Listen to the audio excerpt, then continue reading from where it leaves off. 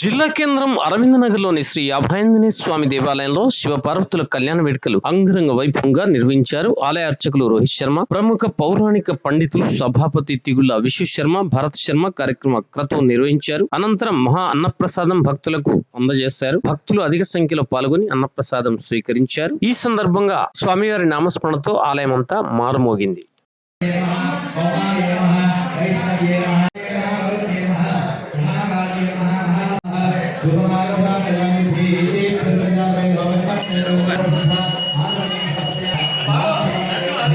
ఆదిదేవి మంగళం ములుగొనగరావమ్మ,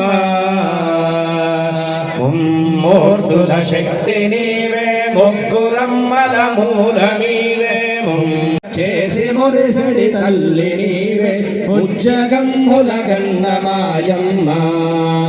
దేవాదిదేవి మంగళం ములుగొనగరావమ్మ. రాజరాజేశ్వర శ్రీ మత్కామేశ్వర కుటుంబేతుభ్యం చాముండాజై సుమంగళం. ప్రపంచ సృష్టి రక్షాంసి పంచకార్యత ప్రక్షాళనం మంత్ర పుష్పం గణాంబికాయ విద్మహే సర్వసిద్ధ్యై ధీమహి తన్నో గౌరీ ప్రచోదయాత్. నారాయణి నమోస్తుతే.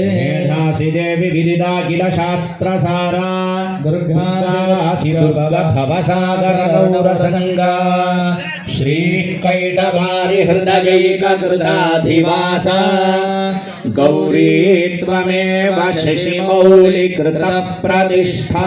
నిరస్త్వారాత్ పరశురస్తు దేవాదే త్వాహ వివర్షత స్వస్తి తే స్తవనస్మే గోష్ఠమసి నమస్తే హస్తు మామాజిగం శాశ్వతే సహస్రకోటి యుగధా ప్రజా సంవాద్యార్థం స్త్రియముద్భయే రంగ శరీర రక్షణార్థం రక్షాబంధనం కరిష్యే. శుభతిథౌ బ్రాహ్మణేభ్య శుభం భవతు. శివ పర శివనీశ్వర మహేశ్వర ప్రియాంజయ ప్రవరాన్విత శివ కన్యాకామహస్తే బృహత్సామేతి కంకణం పత్నీజా. ఓం బృహత్. కళ్యాణ మహోత్సవం అంటే మనందరికీ తెలుసు, ఒక పెద్ద మంటపాన్ని ఏర్పరచుకొని ఎటువంటి విఘ్నాలు కలగకుండా ఉండడం కోసం ముందుగా విఘ్నాలకు అధిపతి అయినటువంటి యొక్క విఘ్నరాజుని యొక్క పూజను మనం సమర్పించుకుందాం. తర్వాత ఏ స్థలంలో మనం కళ్యాణాన్ని పెట్టినామో ఆ స్థలము పరమాత్ముని యొక్క దృష్టి ఎప్పుడు పడిందో అప్పుడే శుద్ధి జరిగింది. కానీ మన దేహం, మనలో ఉండేటువంటి మనస్సు శుద్ధి కావాలి అంటే ధర్మము ఏది చెప్తుందో అది పాటిస్తేనే మన మనస్సు శుద్ధి కలుగుతుంది. ధర్మం ఏం చెప్పింది, ఎట్లా ఆచరిస్తారు ధర్మం అంటే, వేదం ఏది చెప్తే వేదో హి ధర్మ ధర్మో హి వేద అని శాస్త్రం.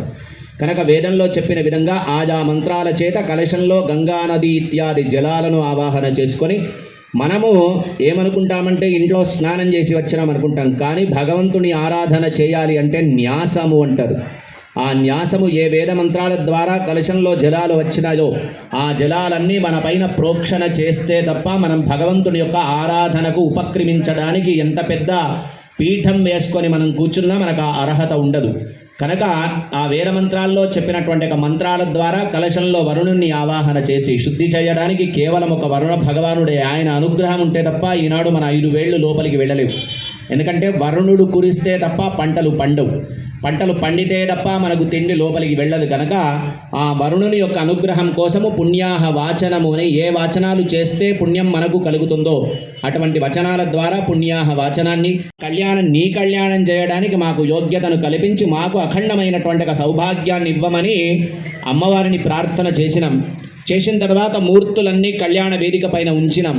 అంటే నీ కడుపులోనే జన్మిస్తాను, ఎందుకంటే అమ్మవారి యొక్క శక్తిని తట్టుకునేటువంటి ఒక బీజం లోపల కడుపు ఎవరిది ఉందా అని బాగా ఆలోచించి బ్రహ్మదేవుడి దగ్గర శాపము పొందినటువంటి ఒక మేనాదేవి భూలోకంలో పుడితే ఆ మేనాదేవి గర్భం పేరు హిమవంతుని యొక్క కుమార్తె కనుక హైమవతి అనేటువంటి ఒక పేరు. ఆమె పుట్టినప్పటి నుంచి శివుణ్ణే నిరంతరం ఆరాధన చేస్తుందట. ఆరాధన చేస్తూ ఉంటే తపస్సుకు బయలుదేరింది ఈవిడ. కేవలం పరమశివుడు తప్ప ఇంకా ఎవరూ లేరని చెప్పి తపస్సుకు వెళ్తుంటే తల్లి వద్దన్నది మేనాదేవి. అందుకనే ఆమె ఉమా అయింది. ఇప్పటి వరకు నా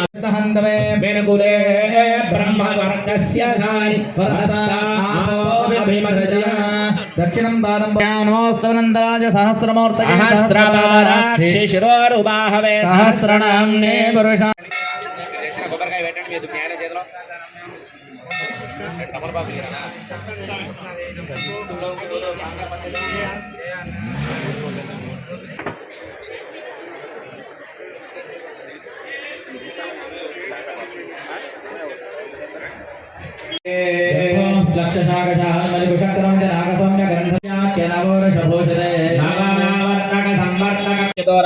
శ్రీమద్భగవతో నారాయణస్య నాభి సరోజ విరాజమానస్య విగుంశతి లక్షాన్ విలస్య సకల జగుదత్పత్తి హేతో పరబ్రహ్మణ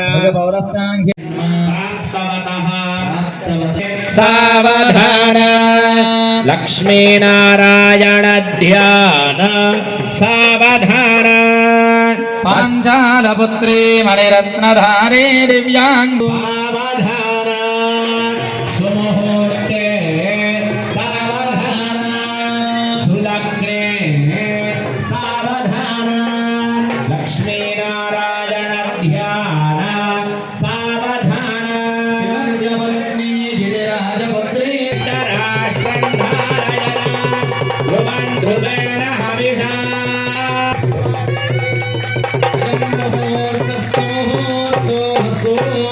ముహూర్తకాలే సూర్యాదీనాన్నవాన గ్రహాణామత్యంత ఆనుకూల్యత ఫలసిద్ధిరస్తు తథాస్తు మంగళమణిరాజలోకే శుద్ధ ఆచమణీయం సమర్పయామి జలేన ప్రదక్షిణం సమర్పయామి పుష్పాక్షతేన దేవగంధనం సమర్పయామి ఆత్మరక్షాం ధారయామి నేత్రరక్షాం ధారయామి హస్తప్రక్షాళనం మంత్రపుష్పం జగదంబా మహారాజ్ఞీకి జగదంబ విశ్వపాలిని మాతకి పరిపాతయ నిత్యం శ్రీరస్తో నిత్యమంగళాని భవంతు సంతతకం శ్రీరస్తో సమస్త మంగళాని భవంతు భగవానికి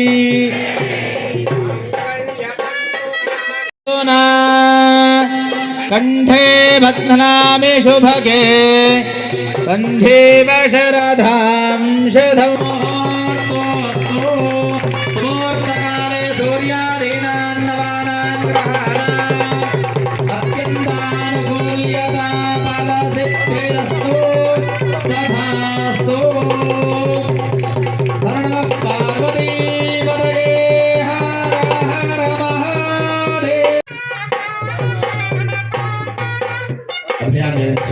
పేరాలతో తులతూగాలని చెప్పి మరి ఆలయ కమిటీ పక్షాన ప్రత్యేకంగా కోరుకుంటూ ముత్యాలను స్వచ్ఛమైనటువంటి ముత్యాలు ఉన్నాం.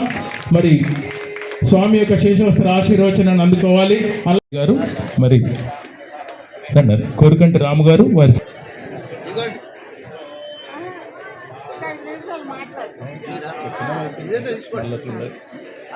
తో మా కుమారుడు సంజయన పిలిస్తే వెళ్ళారని ఇంతకుముందు అన్నారు. అదే విషయం తన మాటల్లో చెప్పారు.